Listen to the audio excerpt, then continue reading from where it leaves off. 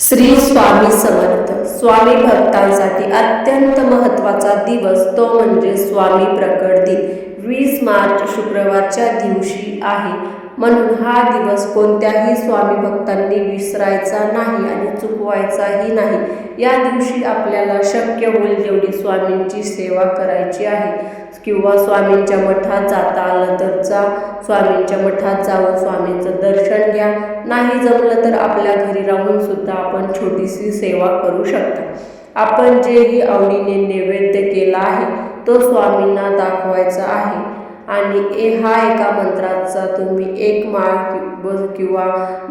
जप करू शकता किंवा मठामध्ये जाऊनही करू शकता किंवा घरच्या घरीही स्वामींसमोर बसून या मंत्राचा तुम्ही एक माळ जप करू शकता. हा मंत्र म्हणजे ओम अक्कलकोट स्वामी समर्थाय नमः. या मंत्राचा एक माळ जप नक्की करा. स्वामी नक्की प्रसन्न होतील आणि तुम्ही जी स्वामींची सेवा केली असेल ती स्वामी नक्कीच गोड मानून घेतील आणि तुमच्या मनातील सर्व इच्छा मनोकामना पूर्ण करतील. जर तुम्हाला असेच नवनवीन व्हिडिओ आवडत असतील तर व्हिडिओला लाईक, शेअर आणि चॅनलला नक्की सबस्क्राईब करा. धन्यवाद.